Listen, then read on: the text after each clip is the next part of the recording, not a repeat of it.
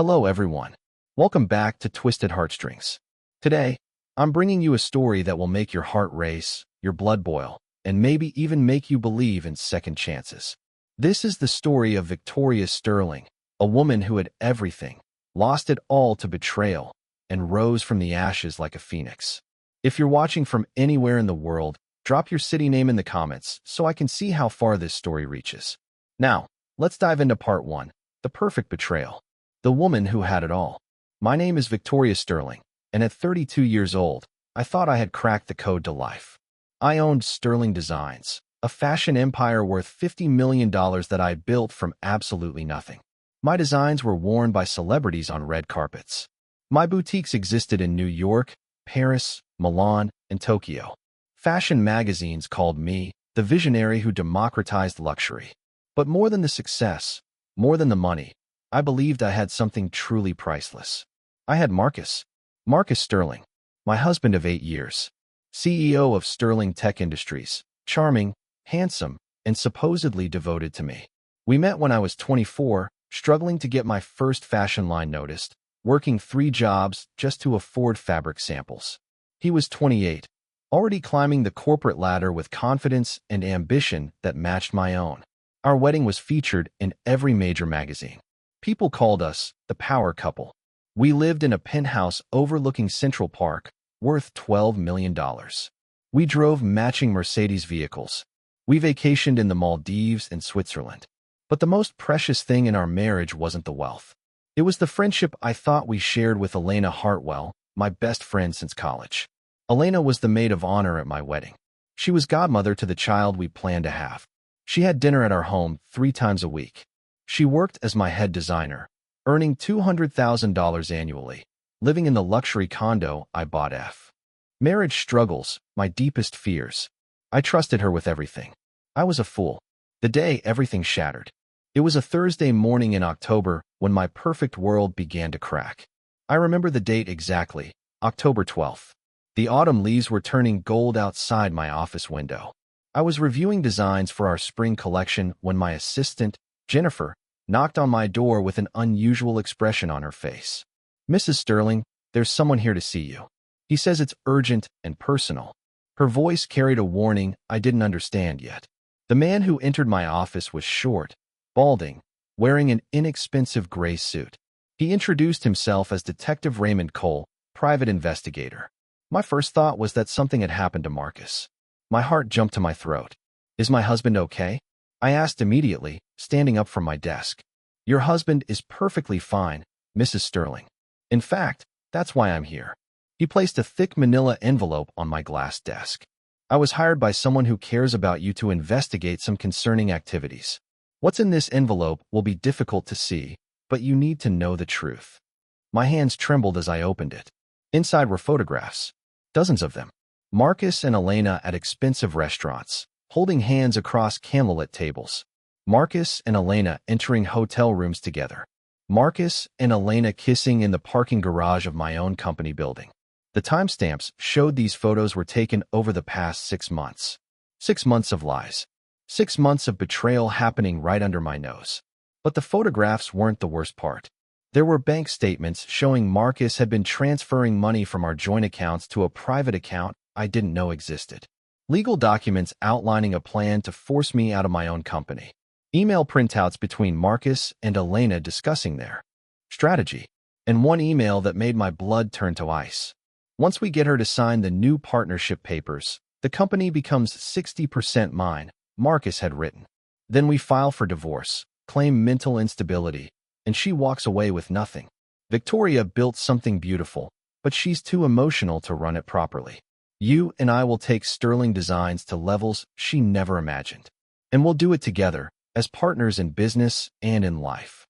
Elena's response was worse. "I've been waiting for this for 5 years. Watching her parade around like she's some genius when I do half the creative work. She took you from me in college, and now we're taking everything from her." Poetic justice. The confrontation that changed everything. I sat in that office for 2 hours, reading every document, studying every photograph, letting the truth sink into my bones like poison. The detective explained that an anonymous source, someone who worked in Marcus's company, had contacted him after overhearing conversations and felt I deserved to know the truth. That evening, I went home early. Our penthouse was empty. Marcus was supposedly at a business conference in Boston. At least, that's what he told me. According to the detective's report, he was actually at a luxury resort in the Hamptons with Elena, celebrating the upcoming acquisition of my company. I didn't cry. I didn't scream. I sat in our living room, surrounded by the life we had built together, and I planned. I called my personal attorney, David Richardson, and scheduled an emergency meeting for the next morning. I copied every file from Marcus's home office computer. I photographed every document in his safe, which I had the combination to because we supposedly trusted each other completely. Marcus came home on Friday evening, carrying his suitcase and wearing his business conference face. He kissed my cheek like nothing was wrong. "How was Boston?" I asked calmly. "Exhausting but productive. Sealed a major deal with Henderson Corporation." "How was your week, darling?" The lie came so easily to him. I wondered how many times he had lied before, how many fictional business trips had actually been romantic getaways with my best friend. "Interesting," I said. "Elena stopped by yesterday. She seemed stressed about something." I watched his face carefully. There it was, a tiny flicker of concern, gone in less than a second. "Oh, what did she want?" "Just going over designs for the spring line. She's been working so hard lately. I'm lucky to have such a dedicated friend." Marcus smiled, completely unaware that I knew everything. "We're both lucky to have her." The trap springs shut. I waited one more week. I attended meetings, smiled at fashion shows, had dinner with Marcus and Elena like everything was normal. I watched them exchange tiny glances they thought I didn't notice. I heard Elena's fake laughter at Marcus's jokes. I saw the way his hand lingered on hers when passing documents across the conference table. And I prepared. I met with David Richardson, my attorney, and showed him everything. He was horrified and angry on my behalf. But he was also concerned. "Victoria, the partnership papers you signed last month. Marcus had you sign over significant control of the company. Combined with the financial manipulation he's been doing, this is going to be very difficult legally." "What partnership papers?" I asked, confused. David pulled out documents from his briefcase. My signature was at the bottom, dated September 15th. But I had never seen these papers before in my life. "You signed these in Marcus's office. He had me prepare them, said it was for tax purposes and estate planning. You don't remember?" I stared at my own signature, perfectly forged. Marcus had access to thousands of documents with my signature. He could have practiced until he replicated it perfectly or paid someone to do it. The trap had been set so carefully, so methodically. "David, I never signed these papers." "That's a forgery." "Can you prove it?" "Because Marcus has a notary stamp on these documents. And the notary is his executive assistant, someone on his payroll." The full scope of Marcus's plan became clear. He wasn't just stealing my company. He was destroying any legal recourse I might have. He had created a paper trail that made it look like I had willingly given him control. If I fought back, he would claim I was mentally unstable, didn't remember signing documents, was unfit to run a company. The final blow. On October 30th, exactly 18 days after I learned the truth, Marcus came home with divorce papers. He didn't even have the decency to look guilty. He placed them on our kitchen counter, next to the fresh flowers I had bought that morning from the farmer's market. "I think it's time we both admitted this marriage isn't working anymore," he said calmly, like he was discussing the weather. I looked at him, this man I had loved for 8 years, and saw a complete stranger. "When did you stop loving me?" I asked quietly. "Victoria, let's not make this harder than it needs to be. You'll be taken care of financially. I'm not a monster." "Financially?" "Marcus, you're stealing my company. You've been planning this for months with Elena. Did you think I wouldn't find out?" His face changed. The mask of concern dropped, replaced by cold calculation. "Who told you?" "That detective?" "Doesn't matter. The papers are legal, Victoria. You signed over control of Sterling Designs. The divorce settlement is fair. You'll walk away with $5 million and the satisfaction of knowing you built something great, even if you can't run it anymore." $5 million? My company is worth $50 million. Your company is worth $50 million because of the deals I brought in, the connections I made, the investors I convinced to take a chance on you. Without me, Sterling Designs would still be a tiny boutique in Brooklyn. I made you Victoria, and now I'm taking what I earned. Elena appeared in the doorway. She had a key to our home. Of course she did. I had given it to her years ago for emergencies. Vicky, she said, using the nickname only she was allowed to use. This doesn't have to be ugly. We can all walk away from this with dignity. Dignity. I laughed, a sound that surprised even me. You've been sleeping with my husband, planning to steal my life's work, and you want to talk about dignity? Elena's face hardened. Your life's work? Half of those designs you take credit for came from my sketches.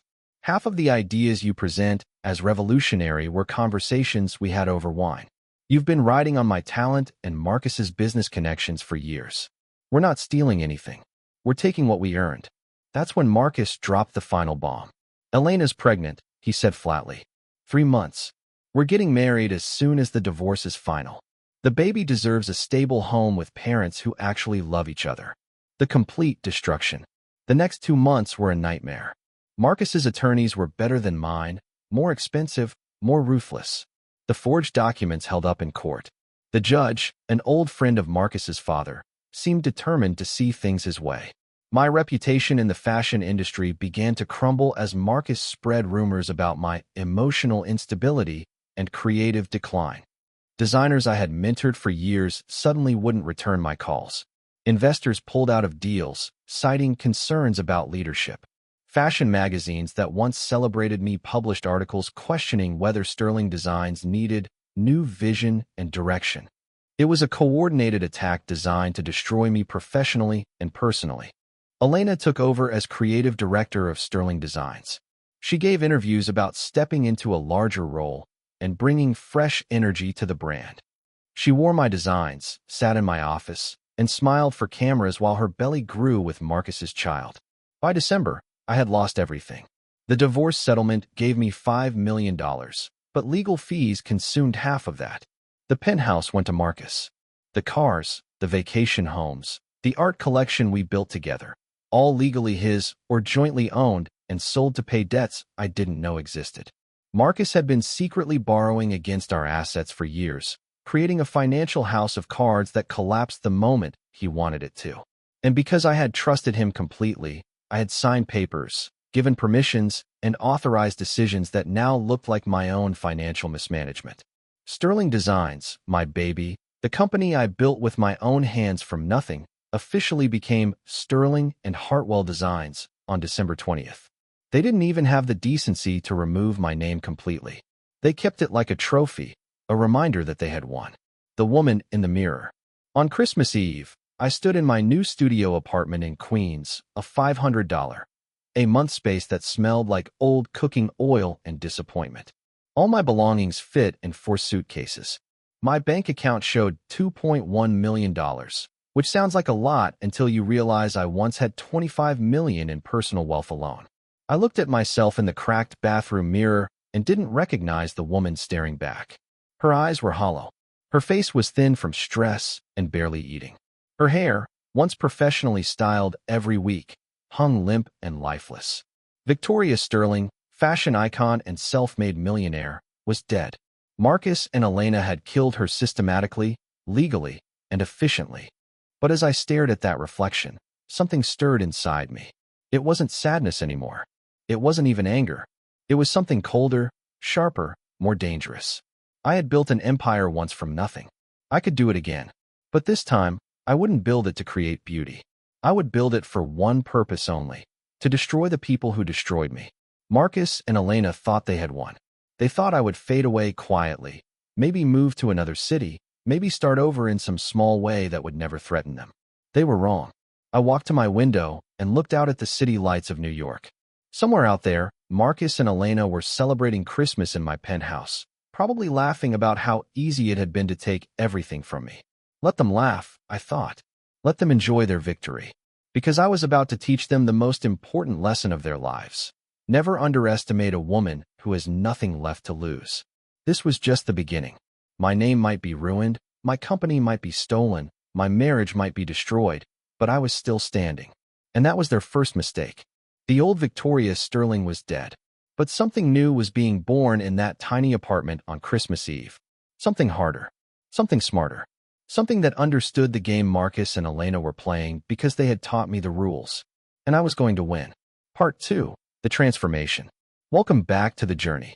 Welcome back to Twisted Heartstrings. If you're joining us for the first time, make sure to watch part 1 first so you understand Victoria's heartbreaking story. For those who've been waiting, thank you for coming back. Today, we're diving into part 2, the transformation, where Victoria Sterling rises from the ashes and begins her journey toward revenge. Drop your city in the comments and let me know if you're Team Victoria. Now, let's continue. The decision to disappear. January 1st marked my new beginning, though it felt more like an ending. I woke up in that tiny Queens apartment with a decision to make. I could stay in New York, fight a legal battle I would probably lose, and watch Marcus and Elena parade my stolen company around the fashion world. Or I could disappear completely, rebuild myself in secret, and come back stronger than they ever imagined. The choice was obvious. But disappearing wasn't as simple as packing bags and leaving town. Marcus had connections everywhere in the fashion industry. He knew people in every major city. If I tried to rebuild using my real name and reputation, he would hear about it within days. He would crush me before I could even start. I needed a new identity, a new life, a new version of myself that Marcus and Elena would never see coming. I spent 3 weeks planning my disappearance. I sold everything I owned except my clothes and a few personal items. The jewelry Marcus had given me over the years went to a pawn shop in Brooklyn. My designer handbag collection, worth over $100,000, sold on consignment websites.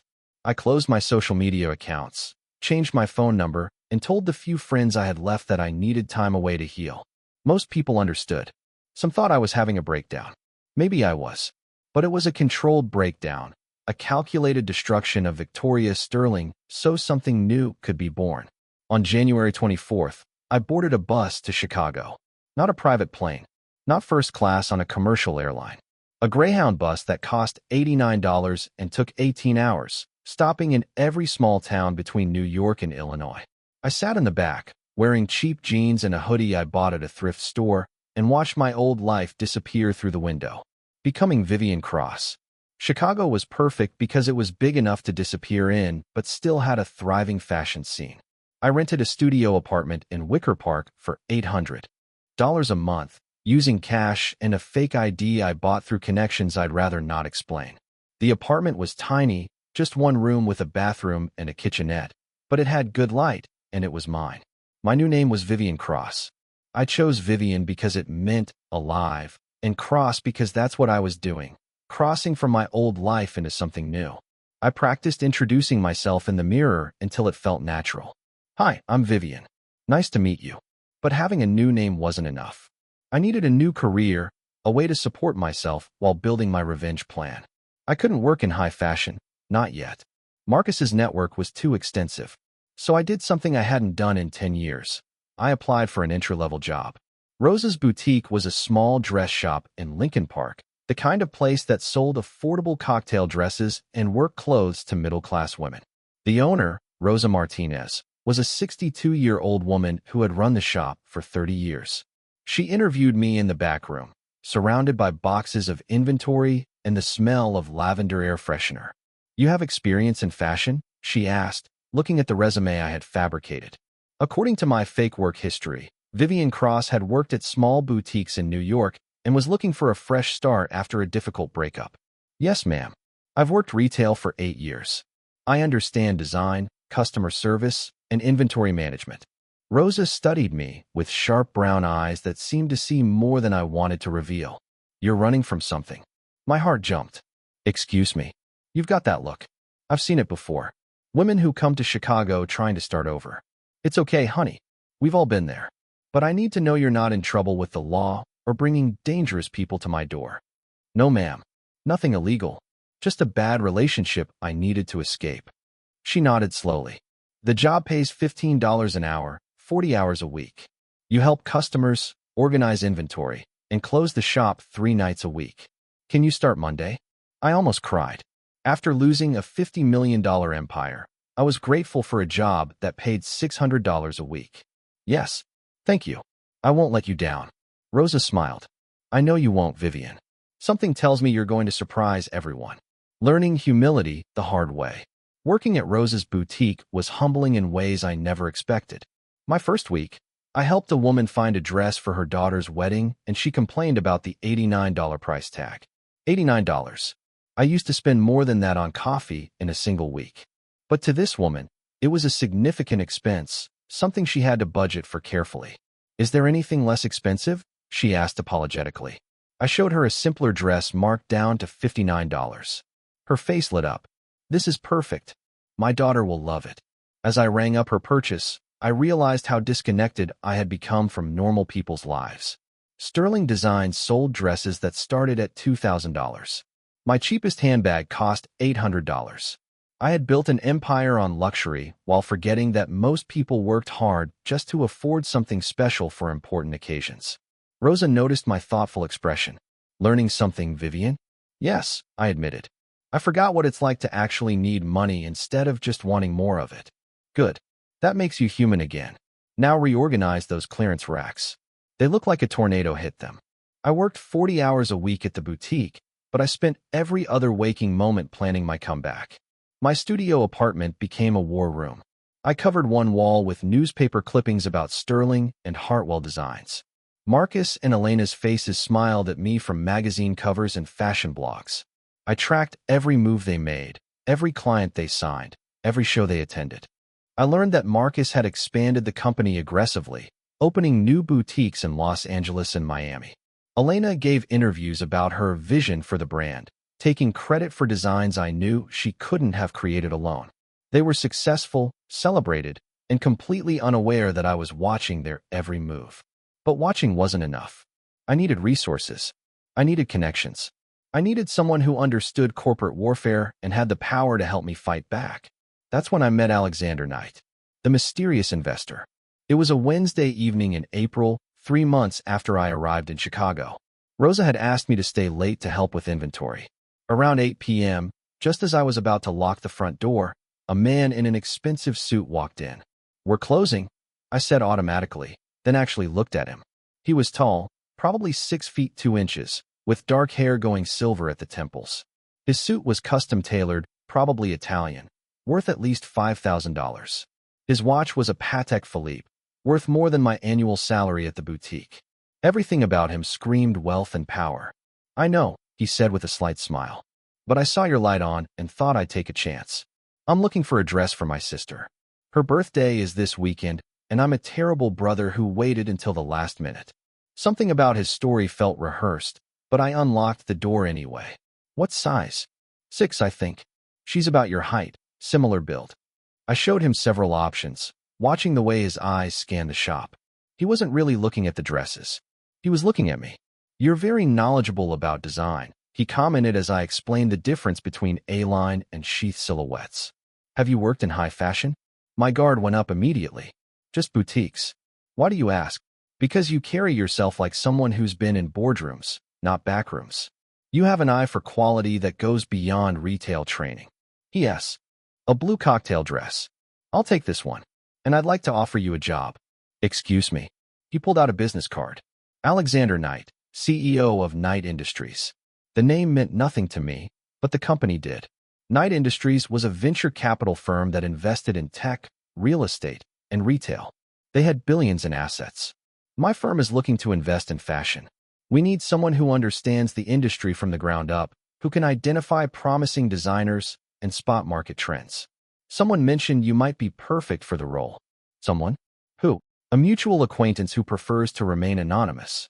They said you recently relocated to Chicago and might be looking for opportunities. The job pays $150,000 annually, plus benefits and performance bonuses. Are you interested?" Every alarm bell in my head was ringing. This was too convenient, too perfect. "Why me? You don't even know my qualifications." Alexander's smile faded, replaced by something more serious. "Vivian Cross isn't your real name, is it?" My blood went cold. "I don't know what you're talking about." "Victoria Sterling. Age 32. Former owner of Sterling Designs until your husband and best friend orchestrated a corporate coup that destroyed your life. You disappeared 4 months ago, and Marcus Sterling has been looking for you ever since. Not because he cares, because you're a loose end that makes him nervous." I stepped back, reaching for my phone. "Who are you? Did Marcus send you?" "God, no. Marcus Sterling is a parasite who steals other people's work and calls it business.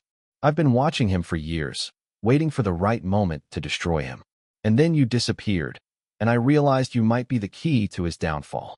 Why do you hate Marcus? Alexander's expression darkened. 5 years ago, Marcus approached my younger brother, Daniel, with a business proposal. Daniel was brilliant, a tech genius who developed software for supply chain management in the fashion industry. Marcus convinced him to partner on a startup, promised him 50% ownership and full creative control. Then, just like he did to you, Marcus manipulated the contracts, forged documents, and pushed Daniel out of his own company. The software made Marcus millions. Daniel got nothing. Why didn't your brother fight back? He tried. Marcus buried him in legal fees and destroyed his reputation. Daniel became depressed, started drinking. 2 years ago, he died in a car accident. The police said it was drunk driving, but I know my brother. Marcus Sterling didn't just steal his company. He destroyed his will to live. The pain in Alexander's voice was real. This wasn't just business for him. It was personal, just like it was for me. The alliance forms. We talked until midnight, sitting in Rosa's boutique surrounded by dresses and the weight of our shared pain. Alexander explained that he had been building a case against Marcus for years, documenting every shady deal and questionable business practice. But Marcus was careful, always operating just within legal boundaries, always having someone else take the fall when things went wrong. I need someone who knows how he thinks, Alexander said. Someone who's seen his strategies up close. Someone he underestimated so completely that he won't see her coming until it's too late. And you think that's me? I know it is. You built Sterling Designs from nothing. You're brilliant, creative, and driven. Marcus won't expect you to come back because he thinks he broke you. That's his weakness. He believes his own lies about your incompetence. I studied Alexander carefully. What do you get out of this? Justice for Daniel. And the satisfaction of watching Marcus Sterling lose everything. Just like he made you lose everything. And if I say no, then I keep looking for another way to destroy him. But it will take longer, and he might hurt more people before I succeed. You're my best chance, Victoria. And I'm yours. I thought about Marcus and Elena, probably sleeping peacefully in my penthouse, raising their baby in luxury purchased with my stolen money. I thought about every designer I had mentored who now worked for them. I thought about my name on a company I no longer owned. What exactly are you proposing? I asked. Alexander leaned forward, his eyes intense. We create a competing fashion house. Something bold, innovative, and positioned to steal every major client Marcus has. We use my capital and your design genius. We rebuild your reputation under a new name. And when we're strong enough, we destroy Sterling and Hartwell Designs piece by piece. By the time Marcus realizes what's happening, it will be too late. That could take years. Good things usually do. But imagine his face when he realizes the designer destroying his empire is the wife he threw away like garbage. I smiled for the first time in months, and it felt dangerous. When do we start? Building the foundation. The next 6 months were the most intense of my life. Alexander provided the capital, $5 million to start, but I provided everything else. We rented a small studio in downtown Chicago, hired 3 talented young designers I scouted from local art schools, and began creating a collection that would make the fashion world pay attention. I worked 16-hour days, designing until my hands cramped and my eyes burned. But it felt different from my work at Sterling Designs. This time, I wasn't building something just to be successful. I was building a weapon.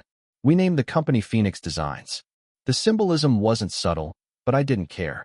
I wanted Marcus to know, eventually, that I had risen from the ashes he tried to bury me in. Our first collection was called Reborn. Every piece told a story of transformation, of pain turned into power. The colors were bold, deep reds, royal purples, midnight blacks. The silhouettes were strong but feminine, armor disguised as elegance. When I sketched the final pieces, I thought about every woman who had ever been betrayed, dismissed, or underestimated. Alexander handled the business side with ruthless efficiency. He used his connections to secure meetings with boutique owners, department store buyers, and fashion editors. He never mentioned my real name, always introducing me as Vivian Cross, the mysterious new designer behind Phoenix Designs. Let them wonder who you are, he advised. Mystery creates buzz. By the time we reveal your identity, you'll already have proven your worth. In September, we launched our first pop-up shop in Chicago's Gold Coast district. The opening was small but strategic, attended by local fashion bloggers, boutique owners, and a few carefully selected journalists. I wore one of my own designs, a black dress with red embroidery that looked like flames climbing from the hem to the shoulders. A fashion blogger approached me during the event. Vivian Cross, that's an interesting name. Are you new to fashion? New to this phase of my career, I said carefully. But I've been learning the industry for years, understanding what women really need from their clothes. And what do women need? Armor that looks like art, power that feels like beauty, the confidence to walk into any room and know they belong there. She scribbled notes frantically. I love that. And these designs are incredible. Where did you train? Life trained me. Pain shaped me.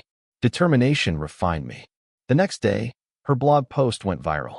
Phoenix Designs, fashion's most mysterious new voice, appeared on fashion websites across the country. Within a week, we had orders from 6 boutiques. Within a month, we were featured in Chicago Magazine.